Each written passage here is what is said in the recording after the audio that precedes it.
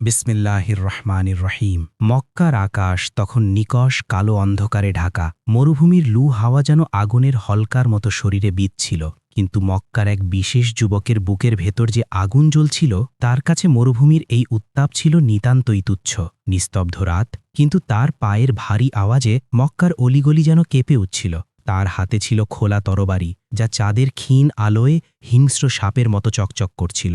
এই যুবক আর কেউ নন, তিনি ছিলেন কুরাইশ বংশের অন্যতম শক্তিশালী এবং প্রভাবশালী ব্যক্তিত্ব, ওমর ইবনুল খাত্তাব। তখনও তিনি ইসলামের সুশীতল ছায়ায় আসেননি, তখনও তার নামের শেষে রাদিয়াল্লাহু আনহু যুক্ত হয়নি। তিনি ছিলেন ইসলামের ঘোর বিরোধী, এক অকুতভয় কাফির। মক্কার বাতাস তখন ভারী হয়ে আছে এক নতুন ধর্মের আগমনে। আবদুল্লার এতিম ছেলে মুহাম্মদ সাল্লাল্লাহু আলাইহি ওয়াসাল্লাম এক নতুন বাণীর দাওয়াত দিচ্ছেন। তিনি বলছেন, লাত, মানাত, উজ্জা এই পাথরের মূর্তিগুলোর কোনো ক্ষমতা নেই। তিনি বলছেন স্রষ্টা মাত্র একজন।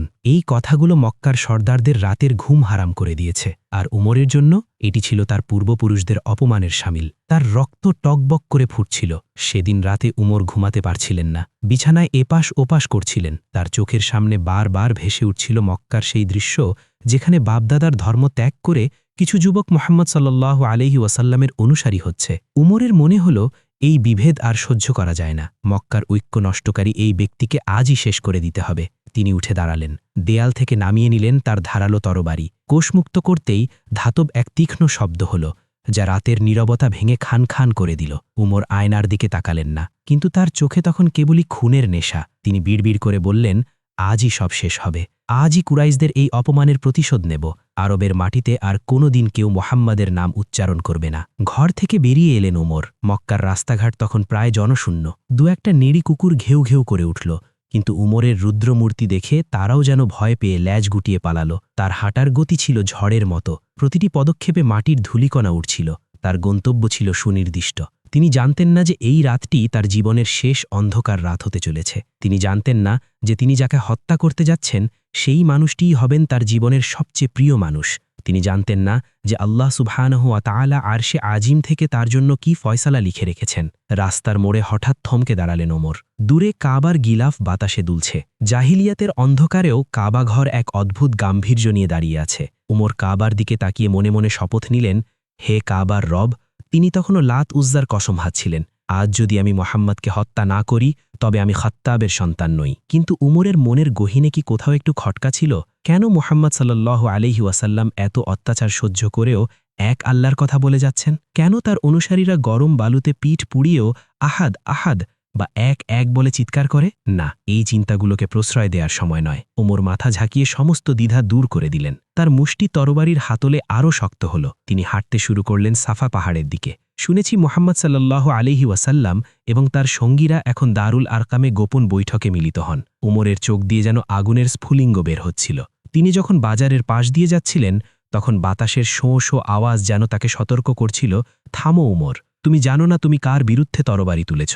কিন্তু অহংকারের পর্দায় ঢাকা উমরের কান সেই গায়েবী আওয়াজ শুনতে পায়নি। তার হৃৎস্পন্দন ছিল দ্রুত, কিন্তু মন ছিল পাথরের মতো কঠিন। মক্কার এই রাতটি ছিল এক মহা ঝড়ের পূর্বলক্ষণ।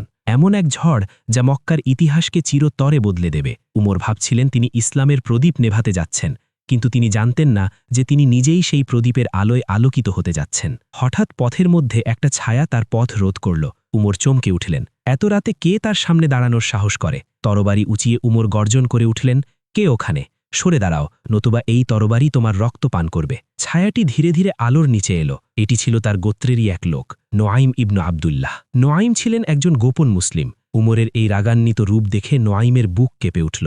তিনি বুঝতে পারলেন উমর কোনো ভয়ঙ্কর উদ্দেশ্যে বের হয়েছেন। উমর, এত রাতে খোলা তরবারি হাতে কোথায় যাচ্ছ? নোয়াইম কম্পিত কণ্ঠে জিজ্ঞেস করলেন। উমরের চোখ দুটো তখন রক্তবর্ণ। তিনি দাঁতে দাঁত চেপে বললেন, আমি যাচ্ছি সেই ধর্মত্যাগী মোহাম্মদকে হত্যা করতে। সে আমাদের ঐক্যকে ফাটল ধরিয়েছে, আমাদের মূর্তিদের অপমান করেছে। আজ তার শেষ দিন। নোয়াইম ইবনু আবদুল্লার পায়ের নিচ থেকে যেন মাটি সরে গেল। তিনি জানতেন উমরের জেদ আর শক্তির কথা। উমর যদি একবার দারুল আরকামে পৌঁছান, তবে এক ভয়ঙ্কর রক্তপাত ঘটবে। রাসূলুল্লাহ সাল্লাল্লাহু আলাইহি ওয়াসাল্লামের জীবন বিপন্ন হতে পারে। নোয়াইমকে এখনই কিছু একটা করতে হবে। উমরের গতিপথ যেভাবেই হোক ঘোরাতে হবে। নোয়াইম নিজেকে সামলে বললেন, হে উমর, তুমি কি মনে করো বনু হাসিম আর বনু জোহরা গোত্র তোমাকে ছেড়ে দেবে যদি তুমি তাদের সন্তানকে হত্যা করো? তুমি বরং নিজের ঘরের খবর নাও। উমর থমকে গেলেন, ভ্রু কুচকে জিজ্ঞেস করলেন, নিজের ঘর? তুমি কি বলতে চাও? নোয়াইম সাহসের সাথে বললেন, তুমি মোহাম্মদকে শায়েস্তা করতে যাচ্ছ, অথচ তোমার নিজের বোন ফাতিমা আর তার স্বামী সাঈদ ইবনে জায়েদ তো কবেই মোহাম্মদের ধর্ম গ্রহণ করেছে। তারা এখন তোমার মূর্তিদের ঘৃণা করে এবং এক আল্লাহর ইবাদত করে। মুহূর্তের মধ্যে উমরের চেহারার রং বদলে গেল। বিস্ময় আর ক্রোধে তিনি বাকরুদ্ধ হয়ে গেলেন। কি বললে? তুমি? আমার বোন ফাতিমা? উমরের গলার স্বর শুনে যেন বাজ পড়ল। হ্যাঁ উমর, আগে নিজের ঘর সামলাও, তারপর অন্যের দিকে তাকাও। নোয়াইম এই কথা বলে সরে গেলেন। তার উদ্দেশ্য ছিল উমরকে দারুল আরকাম থেকে দূরে সরিয়ে দেয়া, যাতে রাসূলুল্লাহ সাল্লাল্লাহু আলাইহি ওয়াসাল্লাম সতর্ক হতে পারেন। উমর আর এক মুহূর্ত অপেক্ষা করলেন না। দারুল আরকামের পথ ছেড়ে তিনি উল্টো পথে ঘুরলেন। তার গন্তব্য এখন আর সাফা পাহাড় নয়, তার গন্তব্য এখন তার নিজের বোন ফাতিমার বাড়ি।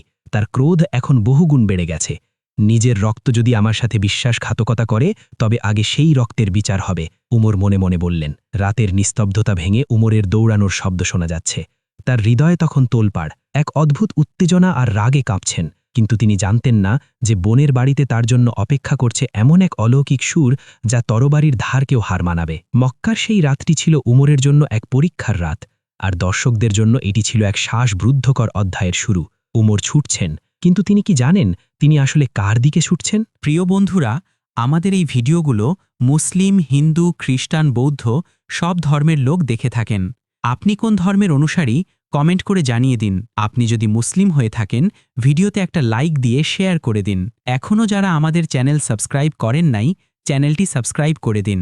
উমর ইবনুল খাত্তাব রাদিয়াল্লাহু আনহু এখন ছুটছেন মক্কার অন্য এক প্রান্তের দিকে।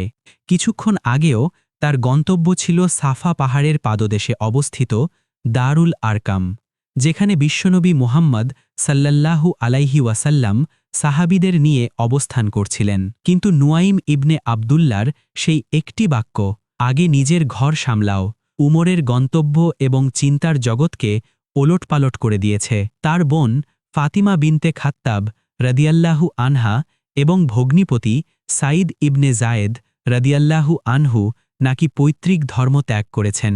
এই চিন্তাটি উমরের মস্তিষ্কে হাতুড়ির মতো আঘাত করছিল। মক্কার পাথুরে রাস্তা দিয়ে হাঁটার সময় তার জুতোর আওয়াজ রাতের নিস্তব্ধতা ভেঙে দিচ্ছে, কিন্তু তার মনের ভেতরে চলছে এর চেয়েও ভয়ঙ্কর এক ঝড়। উমর হাঁটছেন আর ভাবছেন, কিভাবে এটা সম্ভব হল? খাত্তাবের রক্ত কি এতই সস্তা যে তা জাদুর বাণীতে পথভ্রষ্ট হবে? এই ক্ষোভের আগুনের ইন্ধন যোগাচ্ছিল গত কয়েক দিনের ঘটনা প্রবাহ। উমরের মনে পড়ে গেল মাত্র দুদিন আগের কথা। সেই স্মৃতি তার রক্তে আরও বেশি বিদ্বেষ ছড়িয়ে দিল। দৃশ্যটি ছিল দারুন নাদোয়ার, কুরাইশদের পরামর্শ সভা। মক্কার সর্দাররা সেখানে সমবেত হয়েছিল। আবু জাহেল, উতবা, সাইবা সবাই ছিল চিন্তিত এবং ক্ষিপ্ত। আলোচনার বিষয়বস্তু ছিল একটাই, কিভাবে মুহাম্মদ সাল্লাল্লাহু আলাইহি ওয়াসাল্লাম এর এই নতুন ধর্মকে থামানো যায়। আবু জাহেল সেদিন দাঁড়িয়ে বলেছিল, হে কুরাইশরা, তোমরা কি দেখছ না মুহাম্মদ সাল্লাল্লাহু আলাইহি ওয়াসাল্লাম আমাদের উপাস্যদের বোকা প্রতিপন্ন করছে? সে আমাদের বাপদাদার ধর্মকে অপমান করছে, আমাদের যুবকদের মগজ ধোলাই করছে, ঘরে ঘরে বিবাদ সৃষ্টি করছে, স্বামী তার স্ত্রীকে ছাড়ছে, সন্তান তার পিতাকে ছাড়ছে, শুধুমাত্র এই নতুন এক আল্লাহর দোহাই দিয়ে। আমরা কি এভাবেই বসে থাকব? সভার মাঝখানে পিনপতন নীরবতা নেমে এসেছিল। সবার মুখ ছিল থমথমে, কেউ কোনো সমাধান দিতে পারছিল না। হাবশায় হিজরত করা মুসলিমদের ফিরিয়ে আনতে না পেরে কুরাইশদের অপমান তখন চরমে। তাদের বাণিজ্যিক কাফেলা এবং মক্কার সামাজিক কাঠামো হুমকির মুখে। আবু জাহেল তখন ঘোষণা করেছিল, যে ব্যক্তি মুহাম্মদকে হত্যা করতে পারবে, আমি তাকে 100 লাল উট পুরস্কার দেব এবং মক্কার সর্বোচ্চ সম্মান প্রদান করব। সেই সভায় উমর ছিলেন।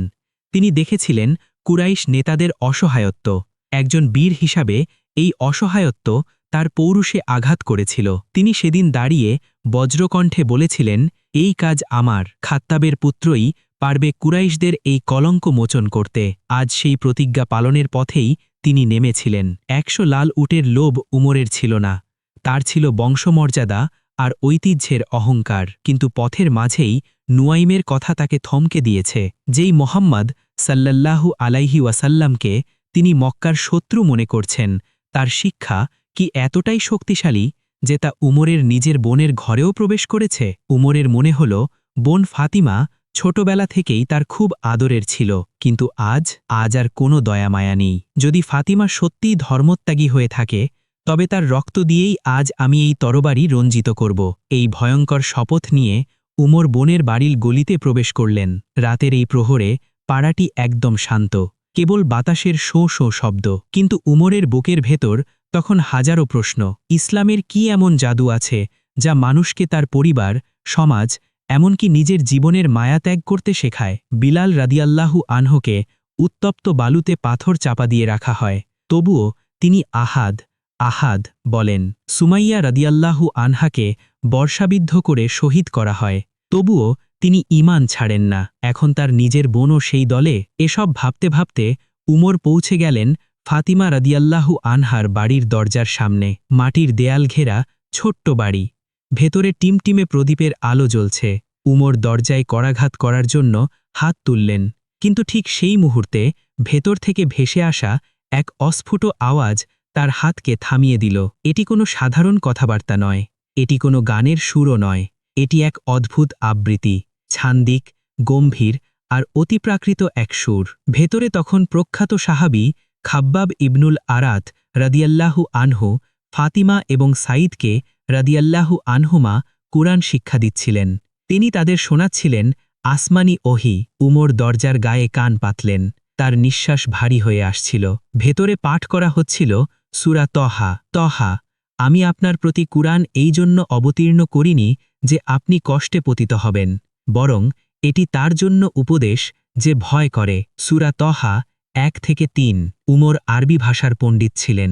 আরবের কবিতা, সাহিত্য আর বাগ্মিতা তার নখদর্পণে ছিল। কিন্তু এই বাক্যগুলো, এগুলো তো কোনো কবির কবিতা নয়, কোনো জাদুকরের মন্ত্রও নয়। এই শব্দের গাঁথনি, এর ছন্দ আর এর অর্থের গভীরতা যেন দেয়াল ভেদ করে সরাসরি উমরের কোনো এক অজানা দরজায় আঘাত করল। কয়েক মুহূর্তের জন্য উমর ভুলে গেলেন তিনি কেন এসেছেন। তার হাতের তরবারি কিছুটা শিথিল হয়ে এলো, কিন্তু পরক্ষণেই তার মনে পড়ে গেল নুয়াইমের কথা, দারুন নাদুয়ার সেই অপমান আর আবু জাহেলের সেই চ্যালেঞ্জ। মুহূর্তের দুর্বলতা কাটিয়ে তিনি আবার হিংস্র হয়ে উঠলেন। তাহলে নুয়াইম সত্যি বলেছিল, এরা সত্যিই মুহাম্মদ সাল্লাল্লাহু আলাইহি ওয়াসাল্লামের জাদুতে আক্রান্ত। উমর গর্জন করে মনে মনে বললেন। ভেতরের তেলাওয়াত হঠাৎ থেমে গেল। উমরের পায়ের শব্দ বা তার উপস্থিতির আঁচ হয়তো তারা পেয়ে গেছেন। উমর আর দেরি করলেন না, তিনি দরজায় সজোরে আঘাত করলেন, এত জোরে যেন মনে হয় দরজাটি ভেঙে পড়বে। সাঈদ, ফাতিমা, দরজা খোলো। উমরের এই হুঙ্কারে রাতের নিস্তব্ধতা খান খান হয়ে গেল। ভেতরে তখন আতঙ্কের ঝড়। খাব্বাব ইবনুল আরাত রাদিয়াল্লাহু আনহু দ্রুত লুকিয়ে পড়ার জায়গা খুঁজছেন। ফাতিমা রাদিয়াল্লাহু আনহা কুরআনের লিখিত অংশটুকু, সাহিফা, তাড়াতাড়ি নিজের কাপড়ের নিচে লুকিয়ে ফেলেন। তারা জানতেন দরজার ওপারেই দাঁড়িয়ে আছে সাক্ষাৎ মৃত্যু। মক্কার সবচেয়ে রাগী মানুষটি আজ তাদের দুয়ারে আছে। উমর বাইরে দাঁড়িয়ে ফুঁসছেন, তার মনে তখন তোলপাড়। একদিকে রক্তের টান, অন্যদিকে পৈতৃক ধর্মের অহংকার। কিন্তু তিনি জানেন না এই দরজার ওপারেই অপেক্ষা করছে তার নতুন জন্ম।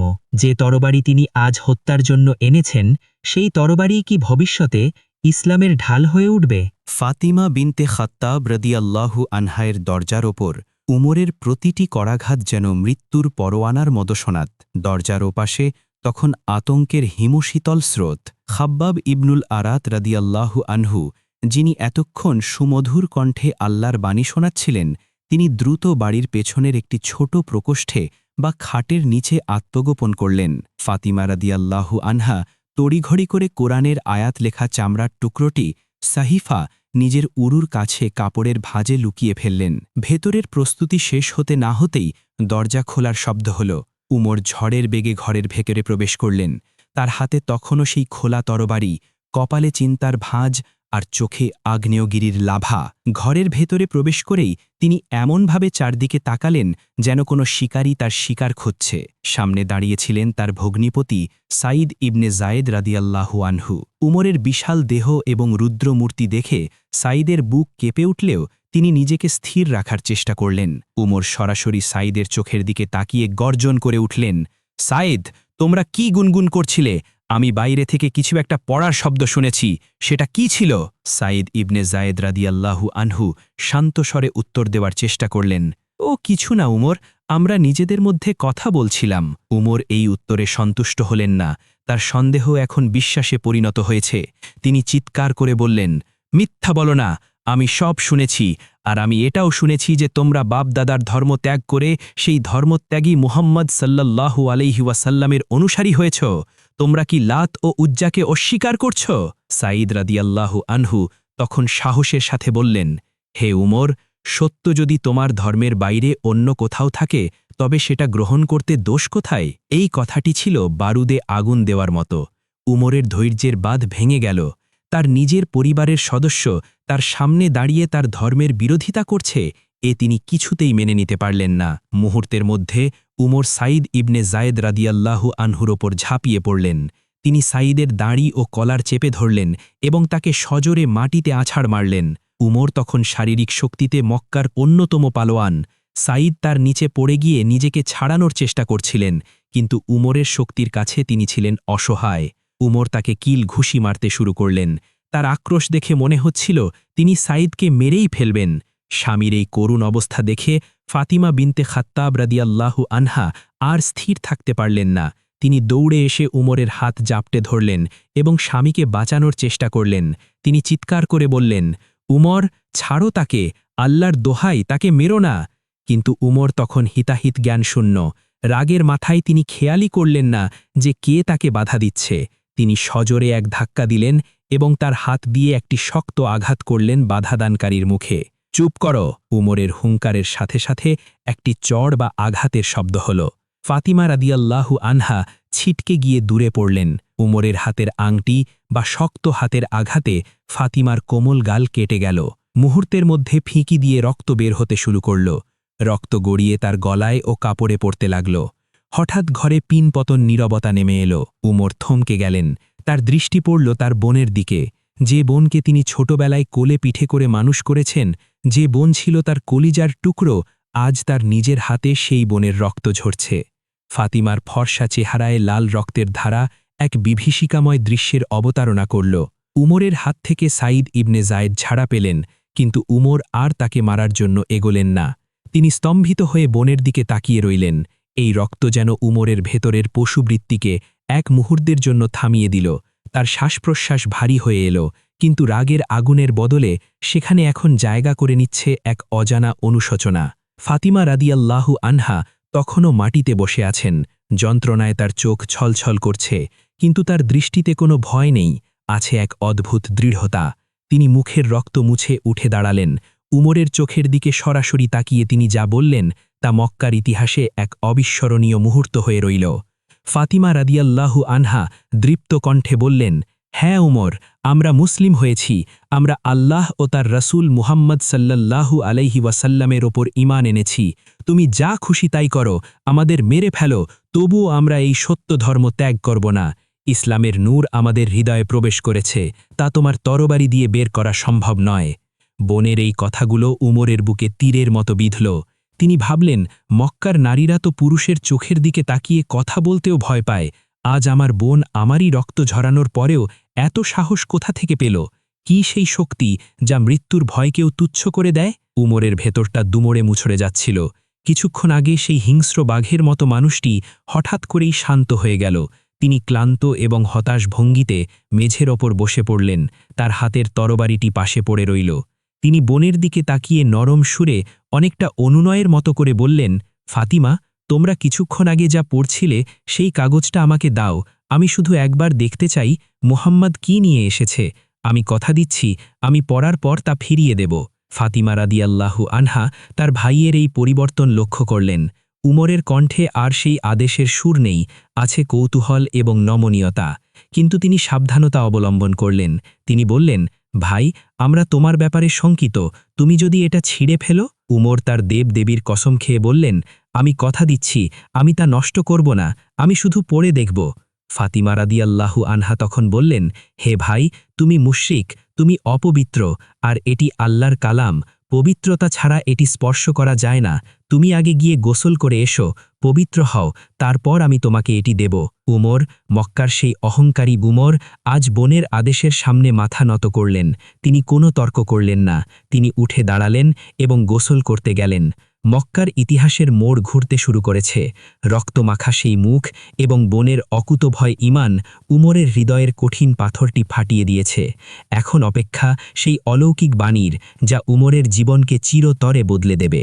ওমর ইবনুল খাত্তাব রাদিয়াল্লাহু আনহু গোসল সেরে ফিরে এলেন। তার শরীর থেকে তখনও পানি ঝরছিল, কিন্তু তার মনের ভেতরের আগ্নেয়গিরি যেন অনেকটাই শান্ত হয়ে এসেছে। কিছুক্ষণ আগের সেই রুদ্রমূর্তি উমর আর এখনকার উমরের মধ্যে আকাশ পাতাল তফাত। তার চোখে এখন আর সেই খুনের নেশা নেই, আছে এক গভীর কৌতূহল এবং অজানা এক ভীতি। মক্কার সবচেয়ে দুর্দান্ত মানুষটি আজ এক অদৃশ্য শক্তির কাছে যেন বড্ড অসহায়। তিনি ধীর পায়ে বোনের সামনে এসে বসলেন। ফাতিমা বিনতে খাত্তাব রাদিয়াল্লাহু আনহা তার ভাইয়ের এই পরিবর্তন লক্ষ্য করছিলেন। তিনি বুঝতে পারলেন আল্লাহর হুকুমেই উমরের মন নরম হয়েছে। তিনি কম্পিত হাতে কিন্তু অন্তরের গভীর বিশ্বাস নিয়ে সেই চামড়ার টুকরোটি সহিফা উমরের দিকে বাড়িয়ে দিলেন। উমর অত্যন্ত আদব ও শ্রদ্ধার সাথে সহিফাটি হাতে নিলেন।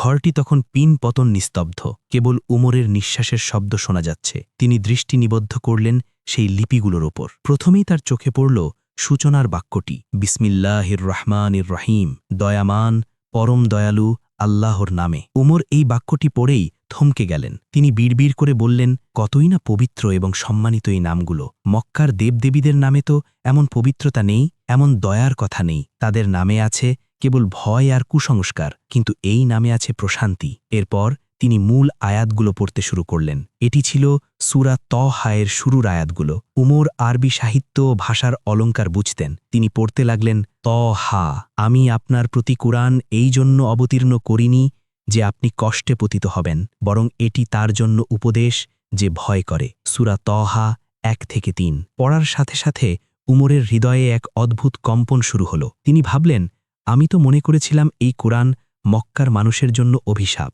যা আমাদের কষ্টে ফেলছে, কিন্তু এই কিতাব বলছে এটি কষ্টের জন্য নয়, বরং এটি উপদেশ। এই কথাগুলো যেন সরাসরি উমরের বিবেকের সাথে কথা বলছিল। তিনি আরও সামনে এগিয়ে গেলেন। এটি তার পক্ষ থেকে অবতীর্ণ, যিনি সৃষ্টি করেছেন পৃথিবী ও সুউচ্চ আকাশসমূহ। তিনি পরম করুণাময়, আরশের উপর সমাসীন। সূরা তহা 4-5। উমরের কণ্ঠস্বর কাঁপতে শুরু করল। প্রতিটি শব্দ যেন হাতুড়ির মতো তার জাহিলিয়াতের বিশ্বাসকে চূর্ণ বিচূর্ণ করে দিচ্ছিল। তিনি অনুভব করলেন এগুলো কোনো মানুষের কথা হতে পারে না, কোনো কবি, কোনো জাদুকর, কোনো গণক, কারো পক্ষেই এমন মহাজাগতিক ও গম্ভীর কথা রচনা করা সম্ভব নয়। এটি বিশ্বজগতের মালিকের বাণী। এরপর এলো সেই চূড়ান্ত আয়াতটি, যা উমরের অস্তিত্বকে কাঁপিয়ে দিল। নিশ্চয়ই আমি আল্লাহ, আমি ছাড়া কোনো ইলাহ নেই, অতএব আমারই ইবাদত করো এবং আমাকে স্মরণ করার জন্য সালাত কায়েম করো। সূরা তহা 14। ইন্নানি আনাল্লাহ লা ইলাহা ইল্লা আনা। এই শব্দগুলো পড়ার সময় উমরের চোখ দিয়ে দরদর করে অশ্রু গড়িয়ে পড়তে লাগল। মক্কার যে বীর কখনো কাঁদেননি, যার ভয়ে বাঘ ভাল্লুকও তটস্থ থাকত, আজ তিনি কোরআনের সামনে শিশুর মতো কাঁদছেন। তার অহংকারের পাহাড় ধসে পড়েছে। সত্যের আলো তার হৃদয়ের প্রতিটি অন্ধকার কোণ আলোকিত করে দিল। উমর সহিফাটি বুকের সাথে জড়িয়ে ধরলেন। তার মুখ দিয়ে অজান্তেই বেরিয়ে এলো সত্যের স্বীকারোক্তি। তিনি বলে উঠলেন, কি চমৎকার এই বাণী, কি সম্মানজনক এই কালাম। আমাকে বলো, এই বাণীর বাহক কোথায়? আমাকে মুহাম্মদ সাল্লাল্লাহু আলাইহি ওয়াসাল্লামের কাছে নিয়ে চলো। উমরের এই আকুতি শুনে ঘরের পেছনের আড়াল থেকে বেরিয়ে এলেন সাহাবী খাব্বাব ইবনুল তারাত রাদিয়াল্লাহু আনহু। তিনি এতক্ষণ শ্বাস বন্ধ করে উমরের তেলাওয়াত শুনছিলেন। উমরের মুখে নবীজির নাম শুনে তিনি আর নিজেকে ধরে রাখতে পারলেন না। খাব্বাব রাদিয়াল্লাহু আনহু আনন্দে চিৎকার করে বললেন, সুসংবাদ হে উমর, আল্লাহু আকবার। আমি আশা করি রাসূলুল্লাহ সাল্লাল্লাহু আলাইহি ওয়াসাল্লামের দোয়া তোমার হকেই কবুল হয়েছে। উমর অবাক হয়ে খাব্বাবের দিকে তাকালেন।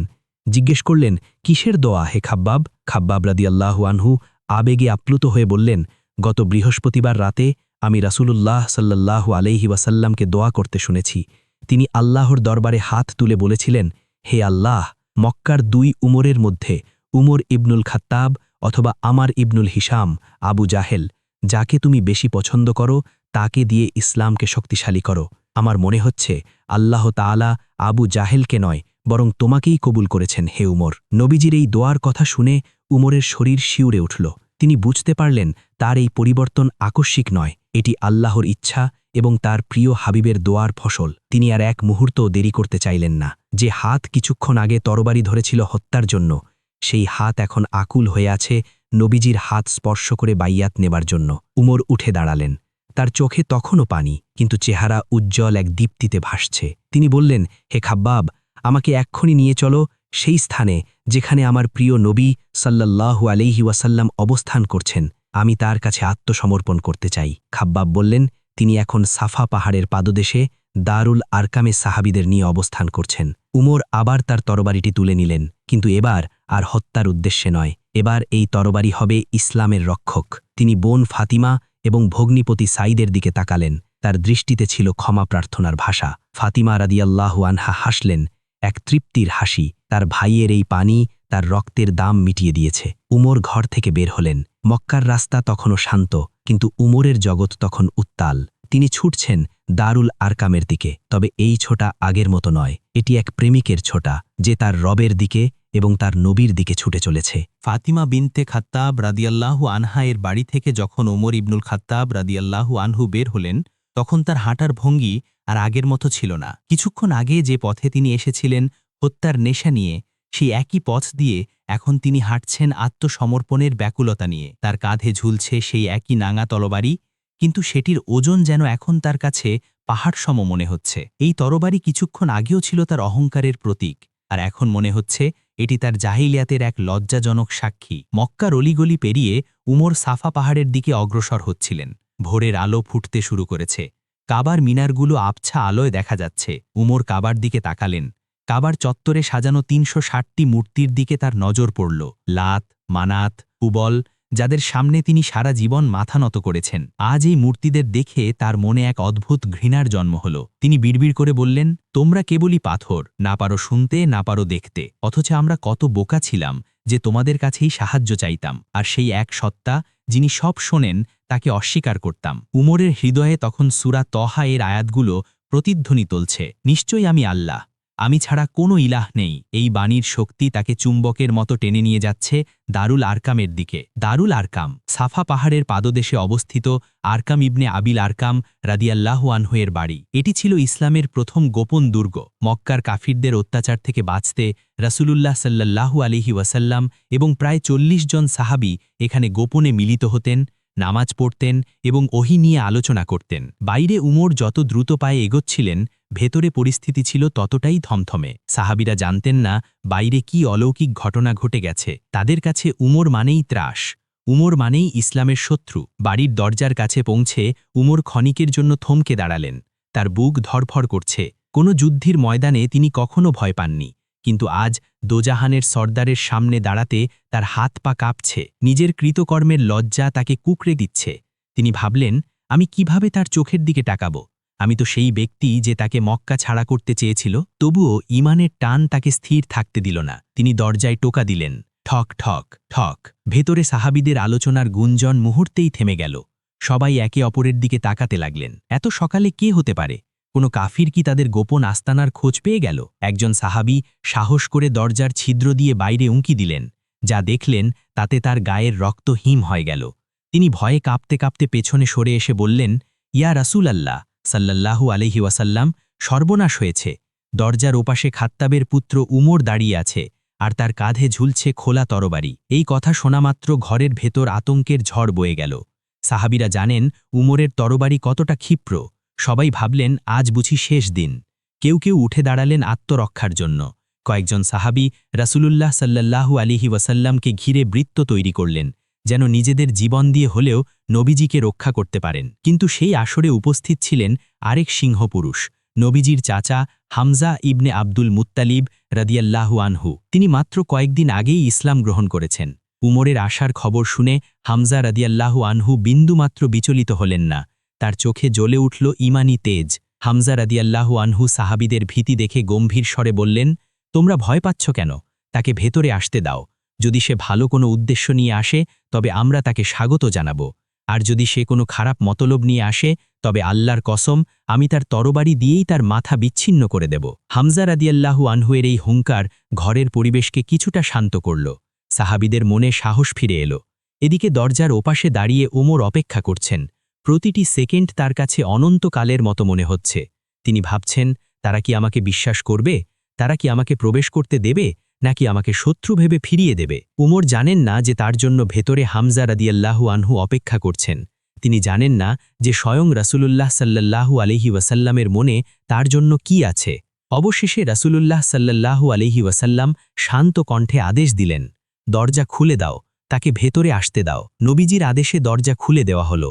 ক্যাচ ক্যাচ শব্দে যখন দরজাটি খুলল, তখন উমরের সামনে ভেসে উঠল এক নতুন জগৎ। অন্ধকারের জগৎ ছেড়ে তিনি আলোর জগতে পা রাখতে যাচ্ছেন, কিন্তু তার হাতে তখনও সেই খোলা তরবারি, যা সাহাবীদের চোখে সন্দেহের বিষবাষ্প ছড়াচ্ছে। উমর চৌখাট পেরোলেন। ইতিহাস সাক্ষী হতে চলেছে এক মহাজাগতিক মিলনের, কিন্তু পরিস্থিতি তখনও বারুদের মতো উত্তপ্ত। হামজা রাদিয়াল্লাহু আনহু প্রস্তুত, সাহাবীরা সতর্ক, আর উমর লজ্জিত। ঠিক এই মুহূর্তে কি ঘটবে?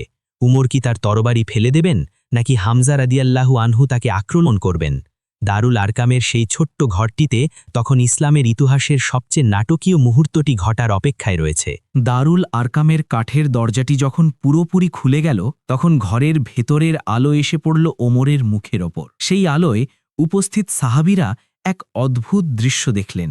যে ওমরকে তারা চিনতেন হিংস্র এবং অহংকারী হিসাবে, আজকের ওমর যেন সম্পূর্ণ ভিন্ন। তার বিশাল দেহটি দরজার ফ্রেমে দাঁড়িয়ে আছে, কাঁধে সেই খোলা তরবারি, কিন্তু তার চোখের দৃষ্টি মাটির দিকে নত। তার চেহারায় নেই কোনো আক্রোশ, বরং আছে এক ধরনের অপরাধ বোধ আর ভীতি। ঘরের ভেতরে তখন পিনপতন নিস্তব্ধতা। সাহাবীরা কেউ নড়ছেন না। হামজা ইবনে আব্দুল মুত্তালিব রাদিয়াল্লাহু আনহু তার হাত তরবারির বাঁট থেকে সরাননি। সবাই অপেক্ষা করছেন ওমর কি করেন। কিন্তু ওমর কিছু করার আগেই ঘরের এক কোণ থেকে উঠে দাঁড়ালেন সৃষ্টির সেরা মানব, মানবতার বন্ধু, মুহাম্মদ সাল্লাল্লাহু আলাইহি ওয়াসাল্লাম। সাহাবীরা তাকে ঘিরে রেখেছিলেন নিরাপত্তার জন্য, কিন্তু তিনি সেই নিরাপত্তা বলয় ভেদ করে ধীর পায়ে এগিয়ে এলেন ওমরের দিকে। তার চেহারায় কোনো ভয় ছিল না, ছিল এক ঐশ্বরিক গাম্ভীর্য এবং আত্মবিশ্বাস।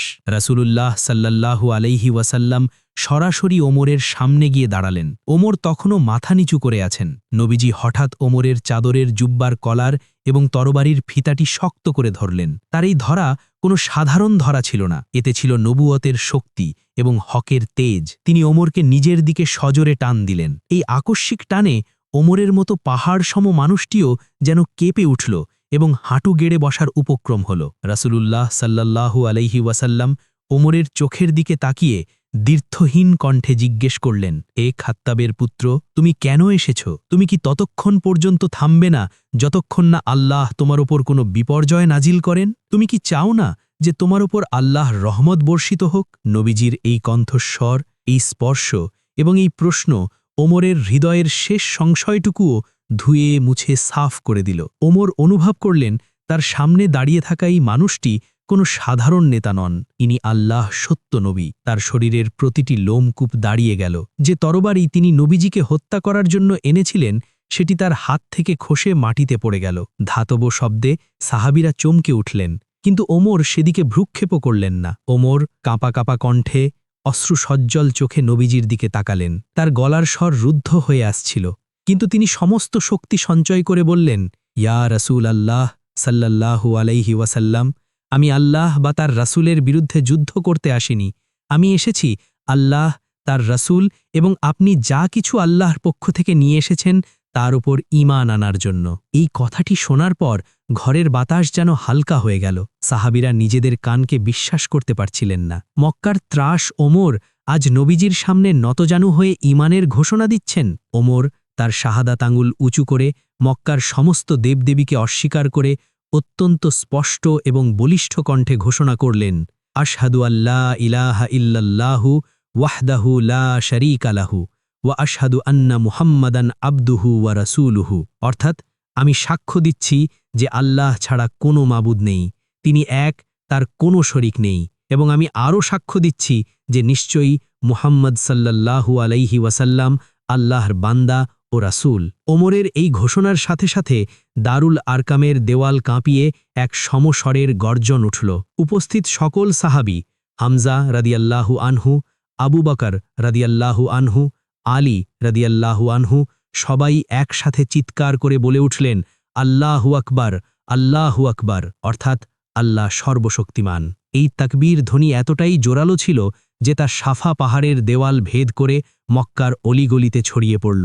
মক্কার কাফিররা হয়তো তখনও জানত না যে তাদের দুর্গের একটি প্রধান খুঁটি আজ ধসে পড়েছে। তারা জানত না যে ইসলামের ইতিহাসের এক নতুন অধ্যায় শুরু হয়েছে। রাসূলুল্লাহ সাল্লাল্লাহু আলাইহি ওয়াসাল্লামের চেহারায় ফুটে উঠল এক অনাবিল হাসি। তিনি ওমরের বুকে হাত রাখলেন। কিছুক্ষণ আগের শত্রু এখন তার প্রাণের ভাই। নবীজি বললেন, আল্লাহ তোমাকে সত্য পথ দেখিয়েছেন হে ওমর, আল্লাহ তোমাকে ইসলামের শক্তি হিসাবে কবুল করুন।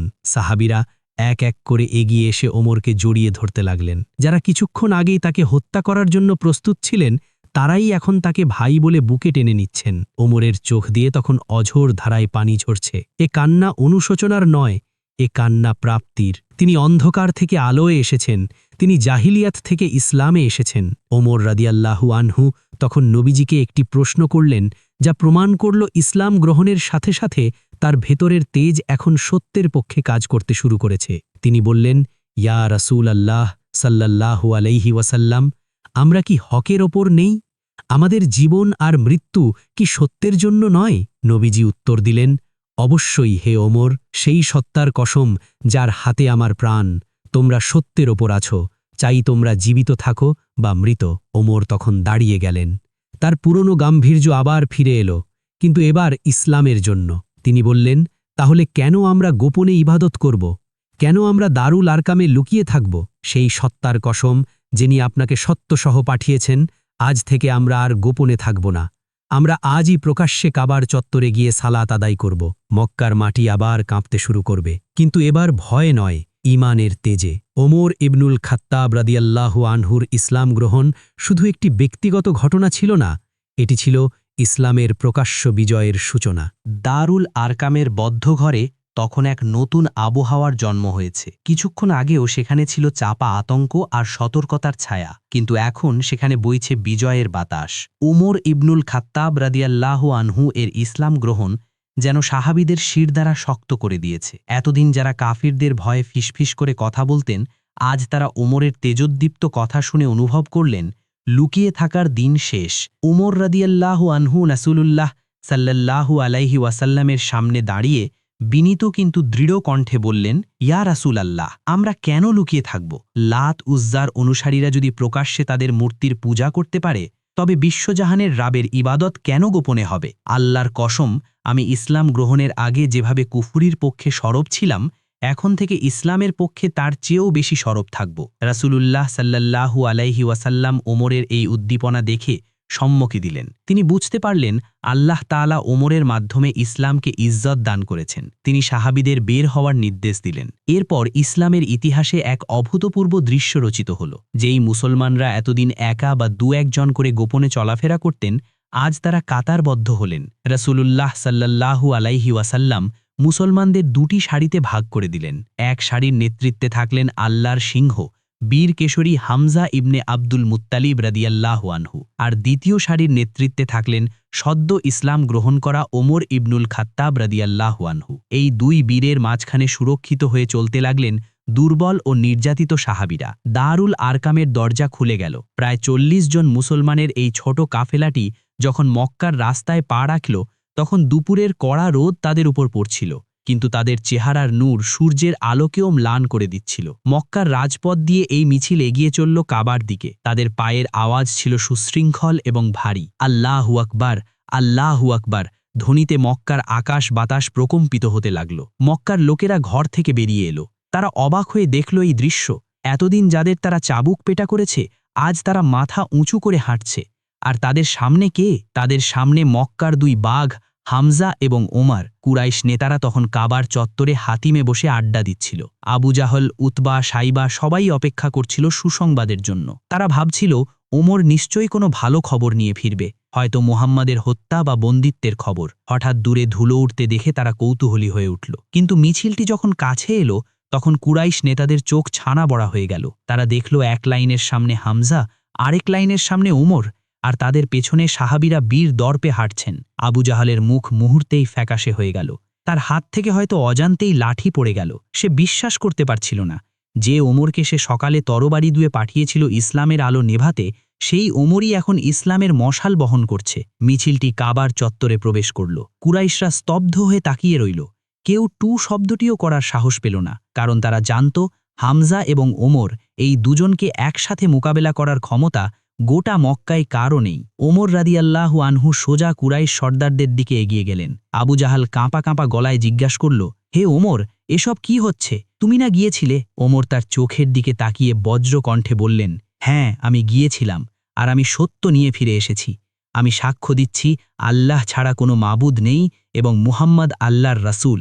যদি তোমাদের কারও সাহস থাকে তবে এসো, আমাদের বাধা দাও। কুরাইশদের ওপর যেন হতাশার কালো মেঘ নেমে এলো। তারা বুঝতে পারল আজ থেকে আর মুসলমানদের দুর্বল ভাবা যাবে না। আজ থেকে মক্কার ক্ষমতার ভারসাম্য বদলে গেছে। সেই দিন রাসূলুল্লাহ সাল্লাল্লাহু আলাইহি ওয়াসাল্লাম ওমরকে একটি বিশেষ উপাধি দিলেন, আল ফারুক, অর্থাৎ সত্য ও মিথ্যার পার্থক্যকারী। কারণ তার ইসলাম গ্রহণের মাধ্যমে সত্য এবং মিথ্যার মধ্যে স্পষ্ট বিভাজন তৈরি হয়ে গিয়েছিল। কাবার চত্বরে দাঁড়িয়ে মুসলমানরা সেদিন প্রথম প্রকাশ্যে সালাত আদায় করলেন। এতদিন যারা সিজদা করতে ভয় পেত, আজ তারা ওমর এবং হামজার পাহারায় নির্ভয়ে আল্লাহর পায়ে লুটিয়ে পড়ল। সিজদারত সাহাবীদের চোখের পানি কাবার মাটি ভিজিয়ে দিল। ভয়ের পানি নয়, বরং বিজয়ের আনন্দশ্রু। কুরাইশরা দূর থেকে অসহায়ভাবে এই দৃশ্য দেখল। তারা বুঝতে পারল তাদের সূর্য অস্তমিত হতে শুরু করেছে এবং এক নতুন সূর্যের উদয় হয়েছে। কিন্তু শয়তান কি এত সহজে হাল ছাড়বে? আবু জাহাল অপমানে ও ক্রোধে ফেটে পড়ছিল। সে মনে মনে নতুন এক ষড়যন্ত্রের ছক কষতে শুরু করল। কাবার চত্বরে সেই ঐতিহাসিক সালাত আদায়ের পর কুরাইশরা সাময়িকভাবে স্তব্ধ হয়ে গিয়েছিল ঠিকই, কিন্তু তাদের ক্রোধের আগুন নিভে যায়নি, বরং তা তুষের আগুনের মতো ভেতরে ভেতরে জ্বলছিল। এতদিন তারা নিরীহ ও দুর্বল সাহাবীদের ওপর অত্যাচার চালিয়েছে, কিন্তু আজ তাদেরই একজন, তাদের গোত্রের গর্ব উমর, তাদের চোখের সামনে দিয়ে আল্লাহু আকবার ধ্বনি দিয়ে চলে গেল। এই অপমান কুরাইশ নেতারা কিছুতেই মেনে নিতে পারছিল না। অন্যদিকে উমর ইবনুল খাত্তাব রাদিয়াল্লাহু আনহু ছিলেন ভিন্ন ধাতুর মানুষ। তিনি কোনো কিছু গোপন রাখতে পছন্দ করতেন না। তিনি ভাবলেন, আমি যখন কাফির ছিলাম তখন প্রকাশ্যে ইসলামের বিরোধিতা করেছি, এখন আমি মুসলিম, তাই আমার ইসলাম গ্রহণের খবর মক্কার প্রতিটি অলিতে গলিতে পৌঁছানো উচিত। কেউ যেন মনে না করে উমর ভয়ে গোপনে ধর্ম পালন করছে। উমর মনে মনে খুঁজলেন মক্কায় এমন কে আছে যে কোনো গোপন কথা শুনলে তা বাতাসের বেগে ছড়িয়ে দেয়। তার মনে পড়ল জানিল ইবনে মামার আল জুমাহির কথা। এই লোকটি ছিল মক্কার জীবন্ত খবরবাহক। তাকে কোনো কথা বলার অর্থ হল মুহূর্তের মধ্যে তা পুরো মক্কাবাসীর কানে পৌঁছে দেওয়া। উমর সোজা জামিল ইবনে মামারের কাছে গেলেন। জামিল তখন বাজারের এক কোনায় বসেছিল। উমর তার কাঁধে হাত রেখে গম্ভীর স্বরে বললেন, হে জামিল, তুমি কি জানো আমি ইসলাম গ্রহণ করেছি। আমি সাক্ষ্য দিয়েছি যে মুহাম্মদ সাল্লাল্লাহু আলাইহি ওয়াসাল্লাম আল্লাহর রাসূল। কথাটি শোনার সাথে সাথে জামিল যেন বিদ্যুৎ স্পৃষ্ট হল। সে উমরের দিকে আর কোনো কথা বলল না, কোনো প্রশ্নও করল না। সে গায়ের চাদর গুছিয়ে এক দৌড় দিল। উমর তার পেছন পেছন হাঁটতে লাগলেন। জামিল সোজা কাবার চত্বরে মসজিদুল হারামে এসে থামল। সেখানে কুরাইশ সর্দাররা এবং সাধারণ জনতা ভিড় করেছিল।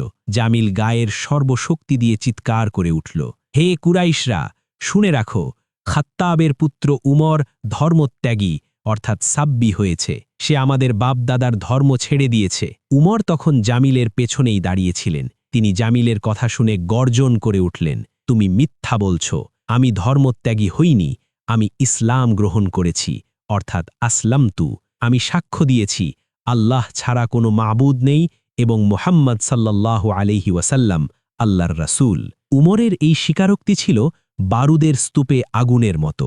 মুহূর্তের মধ্যে কাবার চত্বর রণক্ষেত্রে পরিণত হল। কুরাইশ যুবকরা যারা এতক্ষণ ভয়ে ছিল, তারা এবার দল বেঁধে উমরের ওপর ঝাঁপিয়ে পড়ল। চারদিক থেকে চিৎকার, ধরো ওকে, শেষ করে দাও। শুরু হলো এক অসম লড়াই। উমর একা, আর তার বিপক্ষে শত শত উত্তেজিত জনতা। কিন্তু উমর ইবনুল খাত্তাব রাদিয়াল্লাহু আনহু তো সাধারণ কেউ নন। তিনি ছিলেন মক্কার অন্যতম পালোয়ান। তিনি ভিড়ের মধ্যে একাই লড়তে লাগলেন। কাউকে তিনি হাত দিয়ে আছাড় মারলেন, কাউকে ধাক্কা দিয়ে ফেলে দিলেন। সূর্য তখন মধ্য গগনে। মক্কার তপ্ত রোদে এই ধস্তাধস্তি চলতে লাগল দীর্ঘক্ষণ।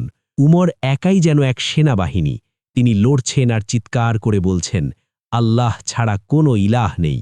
এক পর্যায়ে উমর ক্লান্ত হয়ে পড়লেন। তিনি ভিড়ের মধ্যে একজনকে ধরে মাটিতে ফেলে তার বুকের ওপর বসে নিজের আঙুল সেই লোকটির চোখের মধ্যে ঢুকিয়ে দেওয়ার ভঙ্গি করলেন। ভিড় কিছুটা পিছু হটল।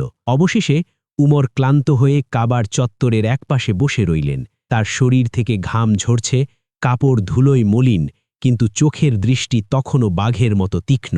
উত্তেজিত জনতা তাকে ঘিরে দাঁড়িয়ে রইল, কিন্তু কেউ আর কাছে আসার সাহস পেল না।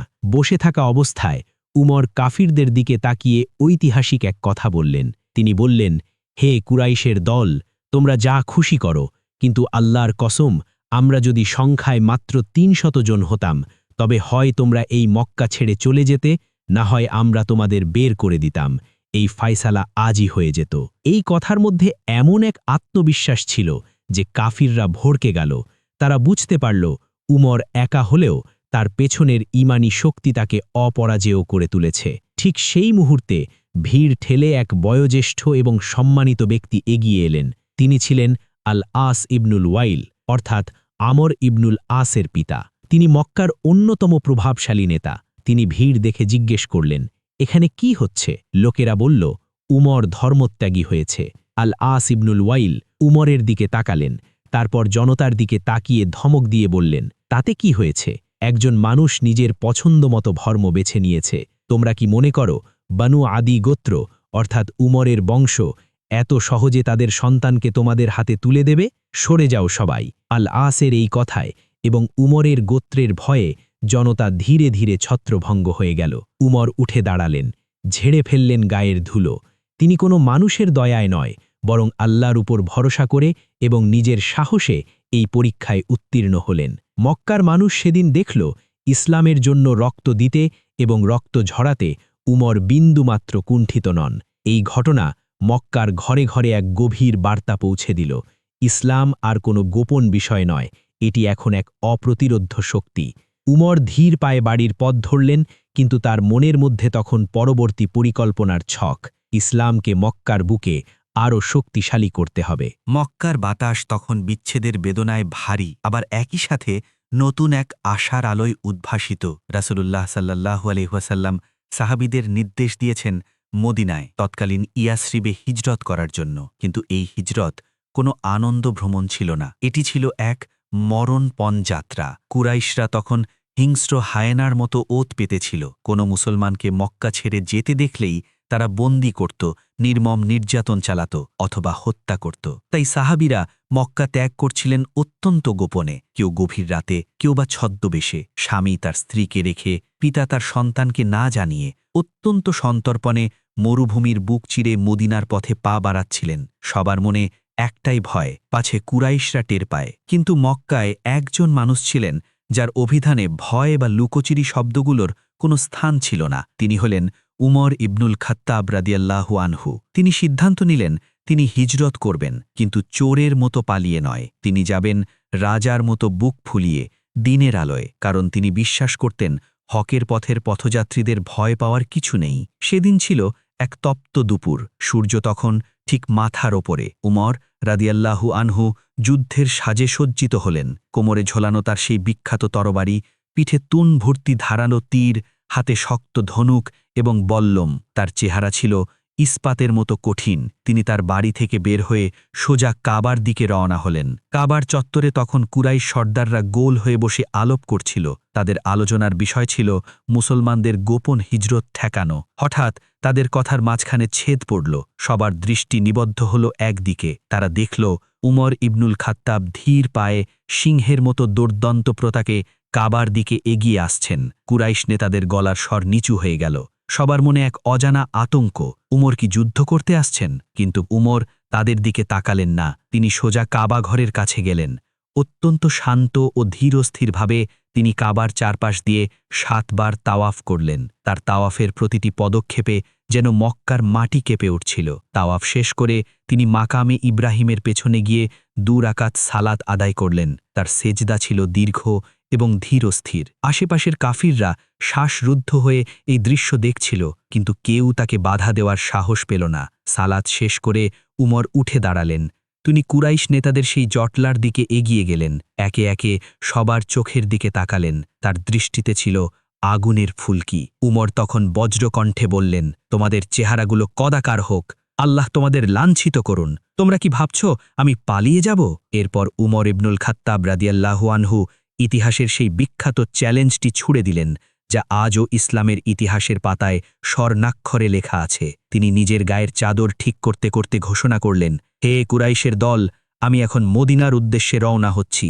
তোমাদের মধ্যে এমন কেউ কি আছে যে চায় তার মা তাকে সন্তানহারা হয়ে কাঁদুক? এমন কেউ কি আছে যে চায় তার স্ত্রী আজ রাতেই বিধবা হোক?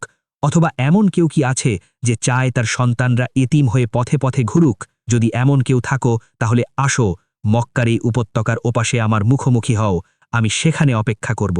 উমরের এই হুঙ্কার মক্কার পাহাড়গুলোতে প্রতিধ্বনিত হল। কিন্তু আশ্চর্যের বিষয়, শত শত কুরাইশ বীর যারা কথায় কথায় তরবারি বের করত, তাদের কেউ সেদিন টু শব্দটিও করল না। পিন পতন নীরবতা বিরাজ করছিল কাবার চত্বরে। সবাই মাথা নিচু করে রইল। তারা জানত উমরের এই চ্যালেঞ্জ কোনো ফাঁকা বুলি নয়। যে উপত্যকার ওপাশে যাবে তার লাশ ছাড়া আর কিছুই ফিরবে না। উমর কিছুক্ষণ অপেক্ষা করলেন। তার ঠোঁটের কোণে অবজ্ঞার হাসি ফুটে উঠল। তিনি বুঝলেন বাতিলের দল আসলে কাপুরুষ। এরপর উমর মদিনার পথের দিকে পা বাড়ালেন। তবে তিনি একা ছিলেন না। তার এই অসীম সাহসিকতা দেখে দুর্বল ও নির্যাতিত কয়েকজন মুসলমান, যারা একা হিজরত করতে ভয় পাচ্ছিলেন, তারা দৌড়ে এসে উমরের কাফেলার সাথে যুক্ত হলেন।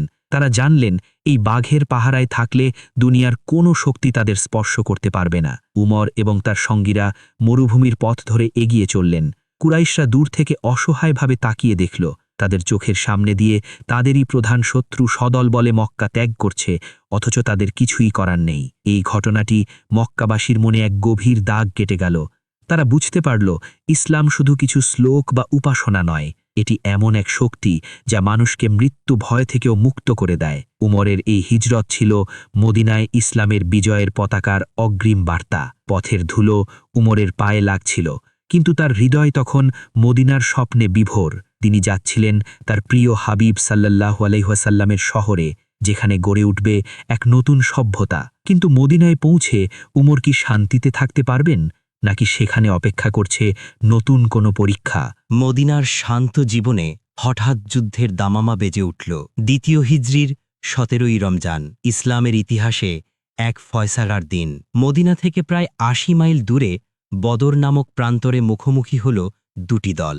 একদিকে সত্যের পতাকাবাহী মাত্র 313 জন মুজাহিদ, যাদের অনেকের পায়ে জুতো নেই, হাতে নেই কোনো উপযুক্ত অস্ত্র, আর অন্যদিকে মক্কার কুরাইশদের 1000 জন সুসজ্জিত এবং অহংকারী যোদ্ধা, যাদের নেতৃত্ব দিচ্ছে আবু জাহেল। ওমর ইবনুল খাত্তাব রাদিয়াল্লাহু আনহু মুসলিম বাহিনীর সামনের কাতারে দাঁড়িয়ে, তার হাতে সেই তরবারি যা একসময় তিনি রাসূলুল্লাহ সাল্লাল্লাহু আলাইহি ওয়াসাল্লামের বিরুদ্ধে ব্যবহার করতে চেয়েছিলেন।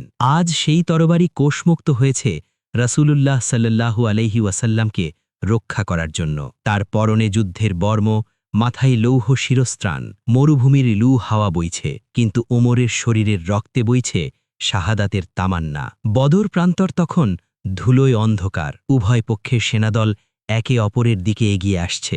বাতাসের শোঁ শব্দের সাথে মিশে আছে যুদ্ধের হুঙ্কার। কিন্তু ওমরের মনের ভেতর চলছে অন্য এক যুদ্ধ। তিনি জানেন আজ তার তরবারির সামনে হয়তো দাঁড়াবে তার নিজের আত্মীয় স্বজন, তার বাল্যকালের বন্ধুরা, এমনকি তার রক্তের সম্পর্কের কেউ। জাহিলিয়াতের যুগে আরবদের কাছে রক্তের সম্পর্ক ছিল সব কিছুর ঊর্ধ্বে। নিজের গোত্রের লোক অন্যায় করলেও তাকে সমর্থন করা ছিল তাদের নিয়ম। কিন্তু ইসলাম এসে সেই নিয়ম চুরমার করে দিয়েছে। ইসলাম শিখিয়েছে সম্পর্ক কেবল আল্লাহর জন্য। যুদ্ধ শুরু হল। আহাদ আহাদ, অর্থাৎ তিনি এক ধ্বনিতে আকাশ প্রকম্পিত হতে লাগল। ঝনঝন করে বেজে উঠল তরবারি। তীরের ফলায় বিদ্ধ হতে লাগল মানুষ। ধুলোর ঝড়ে চারপাশ ঝাপসা হয়ে এলো। যুদ্ধের ময়দানে উমর যেন এক সাক্ষাৎ আজরাইল। তিনি যাকে আঘাত করছেন সে আর দ্বিতীয়বার উঠে দাঁড়ানোর সুযোগ পাচ্ছে না। তিনি খুঁজছেন ইসলামের কট্টর শত্রুদের। হঠাৎ যুদ্ধের দামাডলের মধ্যে উমরের সামনে এসে দাঁড়ালো এক কুরাইশ যোদ্ধা। সে কোনো সাধারণ শত্রু ছিল না, সে ছিল উমরের আপন মামা আল আস ইবনে হিশাম। মক্কার বনু মাকজুম গোত্রের এই লোকটি ছিল ইসলামের ঘোর বিরোধী এবং রাসূলুল্লাহ সাল্লাল্লাহু আলাইহি ওয়াসাল্লামকে কষ্টদানকারীদের একজন। মামা ভাগ্নে মুখোমুখি। জাহিলিয়াতের ওমর হলে হয়তো আজ থমকে যেতেন। মামার গায়ে হাত তোলা আরব সমাজে চরম অসম্মানের। কিন্তু এ তো সেই ওমর নন, এ যে ফারুক, যিনি সত্য ও মিথ্যার পার্থক্যকারী। আল আস ইবনে হিশাম হয়তো ভেবেছিল রক্তের টানে ওমর তাকে ছেড়ে দেবে। সে কিছুটা উপহাসের ছলে এগিয়ে এলো, কিন্তু ওমরের চোখের দিকে তাকিয়ে তার হাসি মিলিয়ে গেল। সেখানে সে দেখল এক অচেনা আগুনের ঝলকানি। ওমর রাদিয়াল্লাহু আনহু এক মুহূর্তের জন্য দ্বিধা করলেন না। তার মনে পড়ে গেল আল্লাহর বাণী, তোমার পিতা বা ভাই হলেও যদি তারা কুফরিকে বেছে নেয় তবে তাদের সাথে কোনো বন্ধুত্ব নেই। উমর গর্জন করে উঠলেন, আজ আল্লাহর দ্বীনের পথে কোনো আত্মীয়তা নেই, আজ কেবল ঈমান এবং কুফরের লড়াই। মুহূর্তের মধ্যে উমরের তরবারি বিদ্যুৎ গতিতে নেমে এলো। আল আস ইবনে হিশাম কিছু বুঝতে ওঠার আগেই মাটিতে লুটিয়ে পড়ল। উমর তার নিজের মামাকে হত্যা করলেন, কোনো ব্যক্তিগত আক্রোশে নয়, বরং আল্লাহর ভালোবাসায়। এই আঘাতটি ছিল জাহিলিয়াতের কফিনের শেষ পেরেক। এই আঘাত প্রমাণ করল উমরের হৃদয়ে এখন আর গোত্রপ্রীতির কোনো স্থান নেই। পুরো হৃদয় জুড়ে কেবল আল্লাহ এবং তার রাসূল। যুদ্ধের এক পর্যায়ে উমর দেখলেন কুরাইশদের নেতারা একে একে নিহত হচ্ছে। আবু জাহেল, যে একসময় দম্ভ করে বলতো তাকে কেউ স্পর্শ করতে পারবে না, সেও আজ ধুলোয় গড়াগড়ি খাচ্ছে। যুদ্ধ শেষে মুসলিমরা বিজয়ী হল। বদরের প্রান্তরে তখন লাশের স্তূপ। বন্দী করা হল ৭০ জন কুরাইশকে। তাদের মধ্যে ছিলেন রাসূলুল্লাহ সাল্লাল্লাহু আলাইহি ওয়াসাল্লামের চাচা আব্বাস এবং উমরেরও অনেক আত্মীয়। বন্দীদের ব্যাপারে পরামর্শ করার জন্য নবীজি সাহাবীদের ডাকলেন। আবু বক্কর রাদিয়াল্লাহু আনহু নরম মনের মানুষ।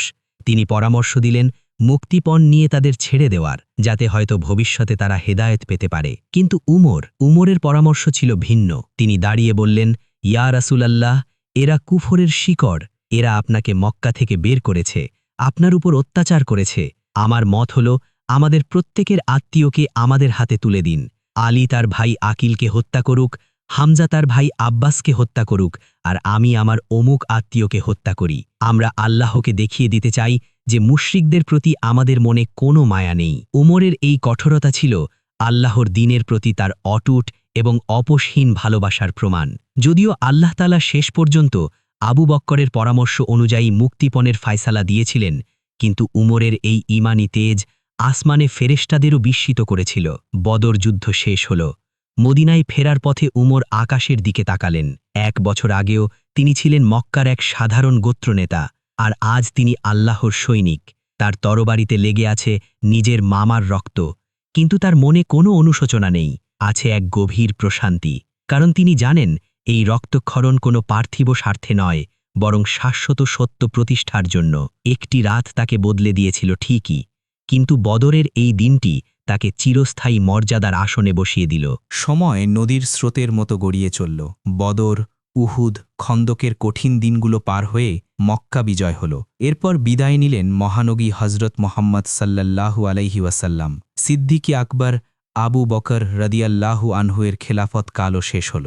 এখন মুসলিম জাহানের খলিফা সেই উমর ইবনুল খাত্তাব রাদিয়াল্লাহু আনহু, যার নাম শুনলেই একসময় মক্কার মানুষের অন্তরাত্মা কেঁপে উঠত। কিন্তু আজকের উমর আর সেই জাহিলি যুগের উমর এক নন। আজ তার হুকুমে পারস্য অর্থাৎ ইরান ও রোমান সাম্রাজ্যের মতো পরাশক্তিগুলো ধসে পড়ছে। বাইতুল মুকাদ্দাস বিজয় হয়েছে। নীল নদ থেকে ফোরাত নদী পর্যন্ত তার শাসন। তার ভয়ে বাঘ আর ছাগল এক ঘাটে পানি খায় বলে প্রবাদ ছড়িয়ে পড়েছে। কিন্তু অবাক করা বিষয় হল, অর্ধ পৃথিবীর এই দুর্দণ্ড প্রতাপশালী শাসকের কোনো রাজপ্রাসাদ নেই, কোনো দেহরক্ষী নেই, কোনো মখমলের বিছানা নেই। একদিন রোম সম্রাটের এক দূত মদিনা এলো উমরের সাথে দেখা করতে। সে মদিনার অলিতে গলিতে ঘুরে মানুষকে জিজ্ঞেস করল, তোমাদের রাজার প্রাসাদ কোথায়? মানুষ হেসে উত্তর দিল, আমাদের কোনো রাজা নেই, আমাদের আছেন আমিরুল মুমিনিন, আর তার কোনো প্রাসাদ নেই। দূত অবাক হয়ে জিজ্ঞেস করল, তাহলে তিনি থাকেন কোথায়? একজন বলল, ওই যে দূরে খেজুর গাছটি দেখছ, তার নিচেই হয়তো তাকে পাবে। দূত সেখানে গিয়ে দেখল এক অবিশ্বাস্য দৃশ্য। রোম ও পারস্যের ত্রাস, মুসলিম জাহানের খলিফা উমর ইবনুল খাত্তাব রাদিয়াল্লাহু আনহু উত্তপ্ত দুপুরের রোদে খেজুর গাছের ছায়ায় খালি মাটির ওপর ঘুমিয়ে আছেন। তার গায়ের জামায় গুনে গুনে 14টি তালি লাগানো, ঘামে ভেজা শরীর, বালু মাখা চুল। তার লাঠিটি পাশে পড়ে আছে। দূত এই দৃশ্য দেখে বিড়বিড় করে বলল, হে উমর, আপনি ইনসাফ করেছেন, তাই আপনি নিশ্চিন্তে ঘুমাতে পারছেন, আর আমাদের রাজারা জুলুম করে, তাই তারা প্রাসাদের ভেতরেও ভয়ে তটস্থ থাকে। উমরের ইনসাফ এবং প্রজাদরদি মনের পরিচয় পাওয়া যায় এক গভীর রাতের ঘটনায়। মদিনার আকাশ তখন নিস্তব্ধ, সবাই গভীর ঘুমে আচ্ছন্ন, কিন্তু খলিফা উমরের চোখে ঘুম নেই। তিনি ছদ্মবেশে মদিনার উপকণ্ঠে টহল দিচ্ছেন, কোথাও কোনো প্রজা না খেয়ে আছে কিনা তা দেখার জন্য। সাথে আছেন তার খাদেম আসলাম। হাঁটতে হাঁটতে তারা দূরে আগুনের কুণ্ডলি দেখতে পেলেন। উমর রাদিয়াল্লাহু আনহু দ্রুত পায়ে সেখানে গেলেন, গিয়ে দেখলেন এক জীর্ণ কুঁড়ে ঘরের সামনে এক মহিলা আগুনের উপর পাতিল বসিয়ে নাড়ছেন, আর তার পাশেই ছোট ছোট বাচ্চারা খিদের জ্বালায় চিৎকার করে কাঁদছে। উমর রাদিয়াল্লাহু আনহু সালাম দিয়ে জিজ্ঞেস করলেন, মা, বাচ্চারা কাঁদছে কেন, আর পাতিলে কি রান্না হচ্ছে? মহিলা খলিফাকে চিনতে পারলেন না। তিনি দীর্ঘশ্বাস ফেলে বললেন, বাচ্চারা কয়েকদিন ধরে না খাওয়া, ঘরে কোনো খাবার নেই, তাই পাতিলে শুধু পানি আর পাথর দিয়ে ফুটাচ্ছি, যাতে বাচ্চারা মনে করে রান্না হচ্ছে, এবং এই সান্ত্বনায় তারা এক সময় ঘুমিয়ে পড়ে। আল্লাহর কসম, আমার আর খলিফা উমরের মধ্যে আল্লাহই বিচার করবেন। উমর আমাদের খবর রাখেন না। মহিলার মুখে নিজের নাম এবং এই অভিযোগ শুনে উমরের বুকটা যেন ফেটে গেল। তিনি আতঙ্কে শিউরে উঠলেন। তিনি ভাবলেন, কিয়ামতের দিন আমি আল্লাহকে কি জবাব দেব? উমর আর এক মুহূর্ত দেরি করলেন না। তিনি দৌড়ে চলে গেলেন মদিনার বাইতুল মালে, অর্থাৎ সরকারি কোষাগারে। সেখানে গিয়ে তিনি আটার এক বিশাল বস্তা, কিছু গোস্ত এবং খেজুর নিলেন। তিনি খাদেম আসলামকে বললেন, আসলাম, এই বস্তাটি আমার পিঠে তুলে দাও। আসলাম অবাক হয়ে বললেন, ইয়া আমিরুল মুকমিনিন, আমি থাকতে আপনি কেন বইবেন? আমি নিয়ে যাচ্ছি। উমর তখন এমন এক কথা বললেন যা আজও পৃথিবীর শাসকদের জন্য শিক্ষার বিষয় হয়ে আছে। তিনি ধমক দিয়ে বললেন, হে আসলাম, তুমি হয়তো আজ আমার বোঝা বইবে, কিন্তু কিয়ামতের দিন আল্লাহর সামনে আমার পাপের বোঝা কি তুমি বইবে?